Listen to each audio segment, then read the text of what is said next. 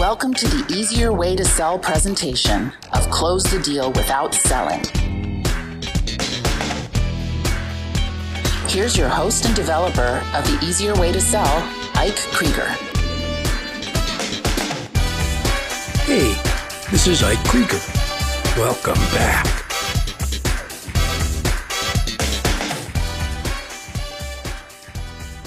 I think you'll find this episode most helpful. You'll get some tools and some tips that will help you remain curious, authentic, and neutral in your communications. You'll learn some steps to avoid giving away information, especially after being asked a question. We'll follow up on the transactional analysis conversation we had in our last episode. There's just a bunch of good stuff here, so get ready for our episode of Close the Deal Without Selling.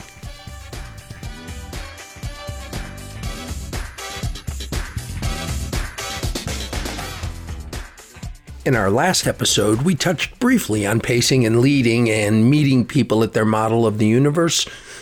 Let's talk more about that now. We discussed Dr. Thomas Harris's book, I'm Okay, You're Okay, and in that book, you'll find what is commonly known as the TA or transactional analysis model. Let's review the 3 ways of communicating that are in that TA model. We have 3 circles in a vertical row. The top one has the letter P for parent in it. The middle one has the letter A for adult in it. And the bottom one has the letter C for child in it. If you want to find out more about that, listen to our last episode. You'll remember that the parent circle is the part of our communication that tells people what they should or they shouldn't do and what will happen to them if they do or don't do it. Given these parental rules for life, the child circle is where your subconscious responds immediately to the parent communication by saying, well, that's not fair, or no, I don't want to, or why me? The adult circle just handles things objectively by remaining curious, authentic, and neutral. Pacing and leading helps you respond to the communication objectively. If someone is speaking to you through the parent circle or through the child circle, and you would like to have a conversation with them in the adult circle, pacing and leading will help you move someone from a communications arena in which they're coming off either parental or childlike into the adult conversation. Pacing and leading is a perfect example of meeting someone at their model of the universe. If someone is speaking in the parent and they're saying, you should always do such and such, your response, rather than going into, well, why are you talking to me that way? Or I don't want to have this argument with you. You might say, you sound frustrated about that. Tell me more. Once they start telling you more, lead the conversation into the adult frame by asking a powerful, open-ended question. Bring them back into the adult. Some of you who are living with a significant other will identify with this next scenario. There's a dishwasher, and for some reason you neglected to empty the dishwasher, or fill the dishwasher, or start the dishwasher, and your partner comes home in the evening and says, I thought I asked you to start the dishwasher. You don't listen to me. Now, in response, you can immediately become defensive, move to the child, and say, well, it's not fair that you ask me to do this all of the time, or why don't you just do it yourself and leave me alone? Whereas the adult response to, you haven't done what I asked, or you didn't do what you said you were going to do, might be handled this way. Meet them at their model of the universe by showing you're listening. Say, I know that this makes you frustrated, and then lead them from their position in the parent circle to join you in the adult. Something like, help me come up with some kind of reminder that, we can put in place and it will help me remember to start the dishwasher. You pace, then you meet them at their model of the universe, which in this example was the parent, and then you lead them to the adult. This also works physically. Now, you may have been around someone who's tapping their foot or shaking their knee or doing something else that might be annoying. Just try this pacing and leading exercise the next time someone is doing that in a waiting room or at a bank. It's a great little experiment.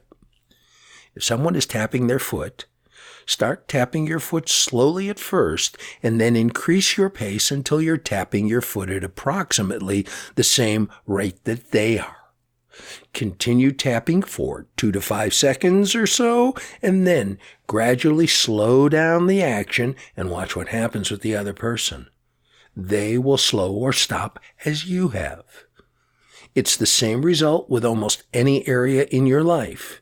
If you meet people at their model of the universe and you pace them and you lead them, they will follow. This works. Imagine this. You're at a restaurant and you notice someone sipping from a glass of water. Take your glass of water and pace their sipping. Drink at the same time. You'll get to a point where you can pick up your glass when they're not taking a sip, and they'll follow you at the unconscious level and take a sip themselves. Meet people at their model of the universe. Pace and lead.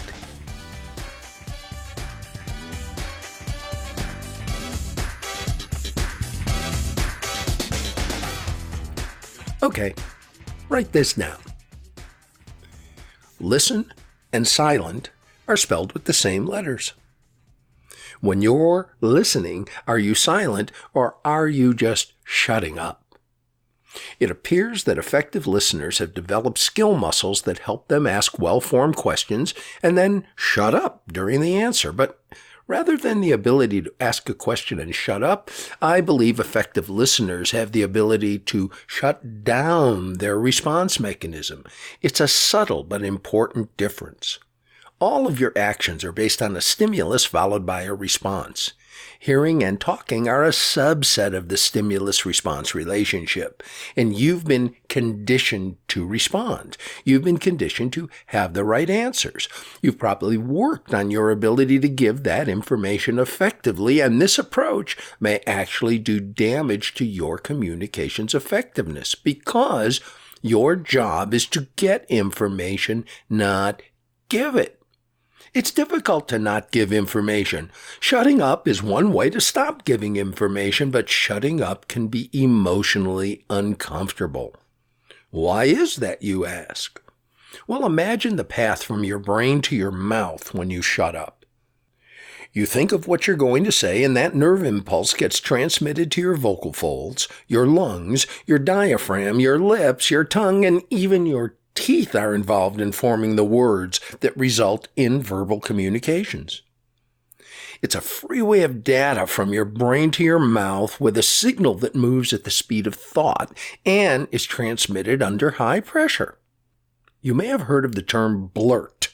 A blurt is an example of this system working elegantly. When you blurt something out, it's coming out at high speed and under great pressure. Here's a reasonable example. When you shut up, it's basically turning your speech process into the equivalent of watering with a gardening hose where the water is running at full speed and under considerable pressure. You crimp the garden hose. What happens? Well, from the point of the crimp in the hose, the water stops flowing, but the pressure's still there, and the water is still trying to come out. The water wants to come out. You can sense the pressure. You can feel the pressure. You want to stop the pressure? Well, you can uncrimp the hose, but the best way to stop the pressure is shut down the water at the valve. What happens to the pressure in the hose? The pressure disappears. Shutting up stifles your response mechanism. Shutting down your response mechanism rather than stifling it gives you more freedom. It reduces the pressure and it allows you to be more authentic in your listening as well as in your communication.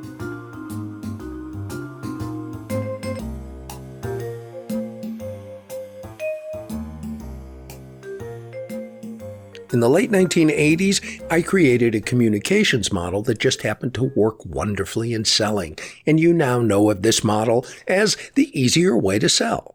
And I've shared the secret of this process more than a few times, and here it is once again. Ask powerful, open-ended questions and listen. Yep, that's it.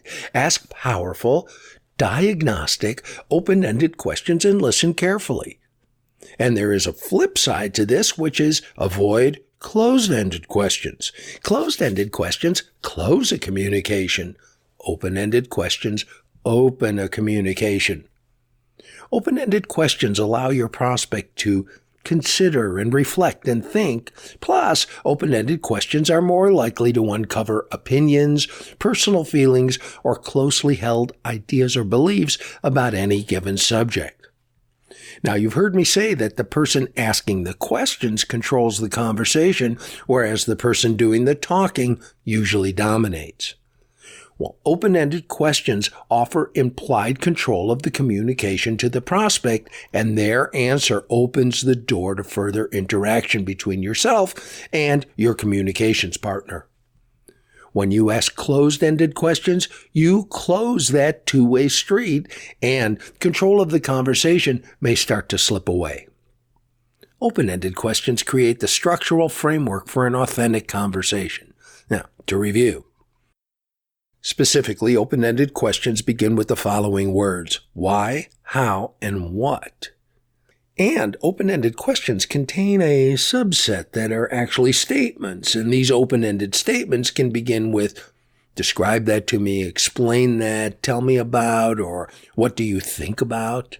And the effect is the same as asking an open-ended question. But avoid closed-ended questions.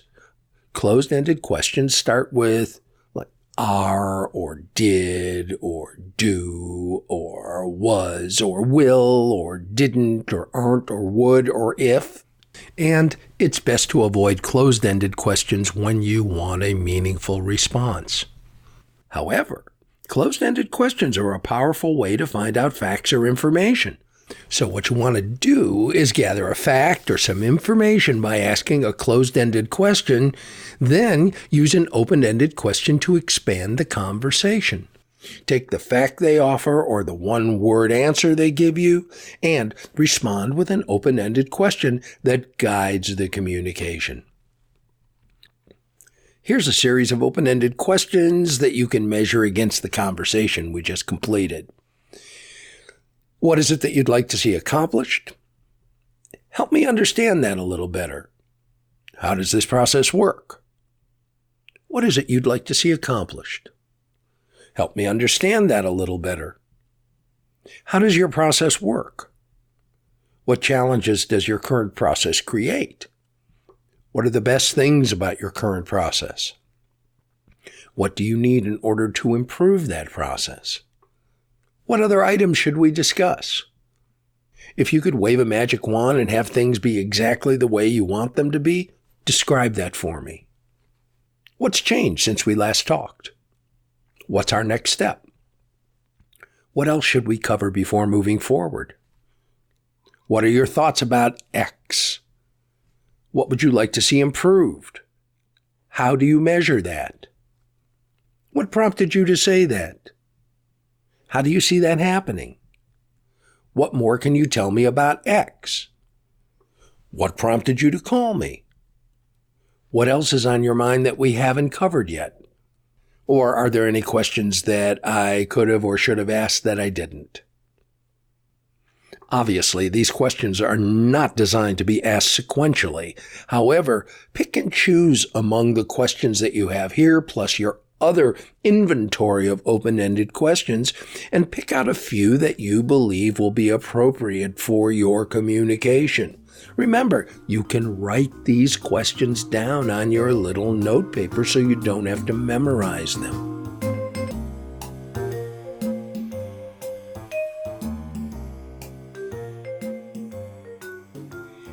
As you can probably guess from an earlier segment in this episode, I believe shutting down your response mechanism is much more effective than shutting up in your attempt to listen.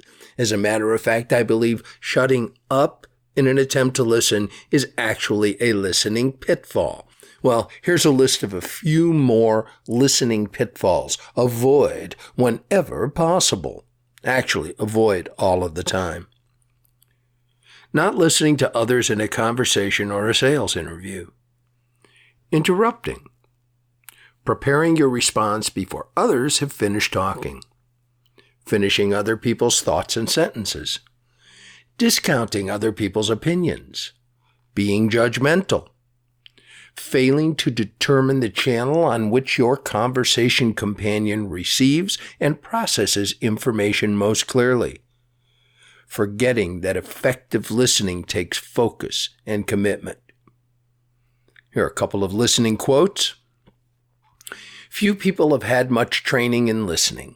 Living in a competitive culture, most of us are, most of the time, chiefly concerned with getting our own views across, and we tend to find other people's speeches a tedious interruption of our own ideas.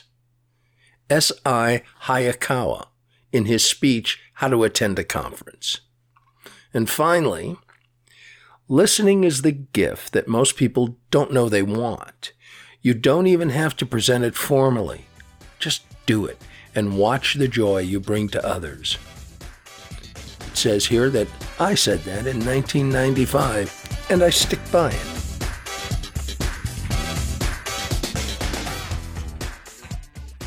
Early on in their education, lawyers are taught to avoid answering questions to which they don't already have an answer. And in this training, you're being taught to avoid answering questions until you've discovered the motive for that question being asked.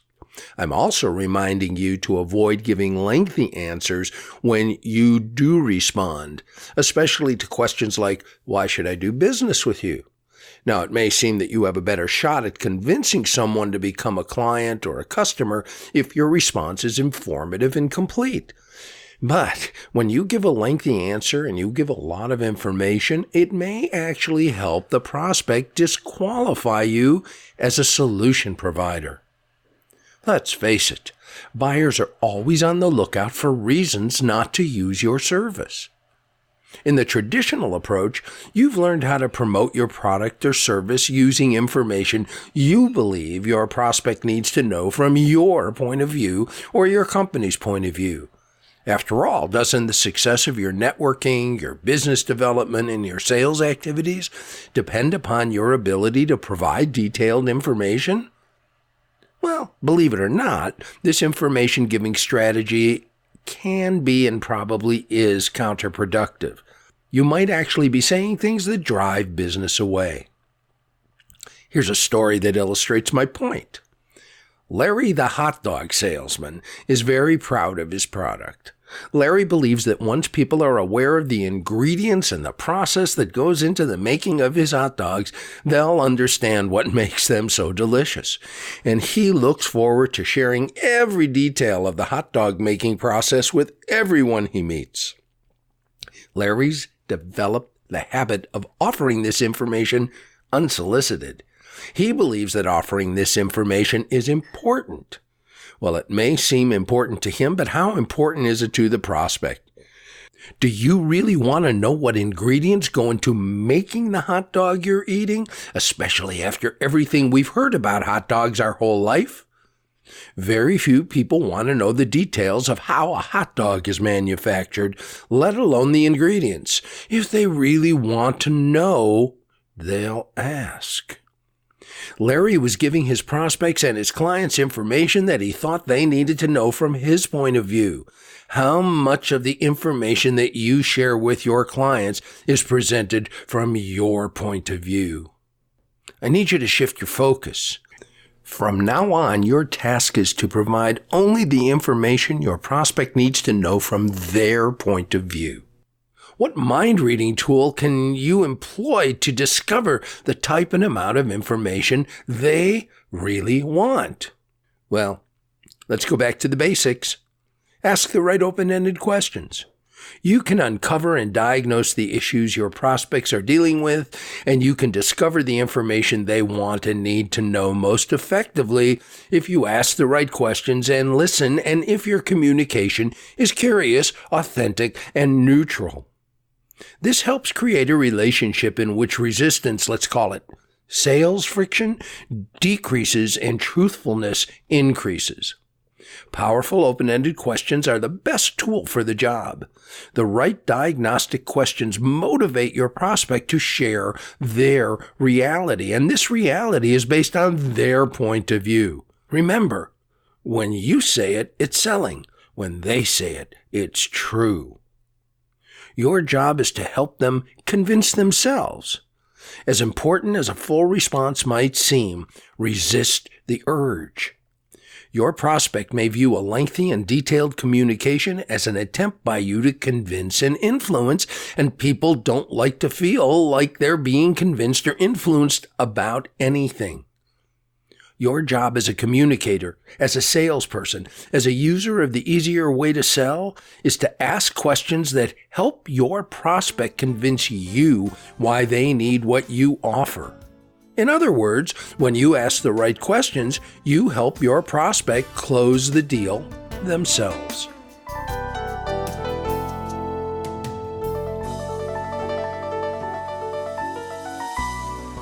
All right, that was a good set of topics, and we covered a lot of territory.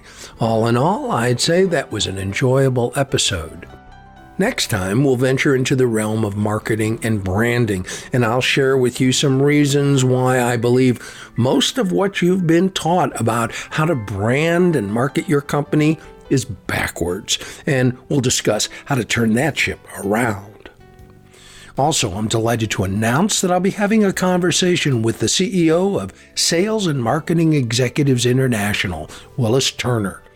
I've known Willis for 20 years, and based on his experience, wisdom, and knowledge when it comes to sales and marketing, you should really enjoy our conversation. I'm reminding you to go back over all of the open-end questions to which you have access and read them out loud. See which ones feel the most comfortable and which ones you think will elicit the best information to help you solve your prospect's problem. This is Ike Krieger. See you next time.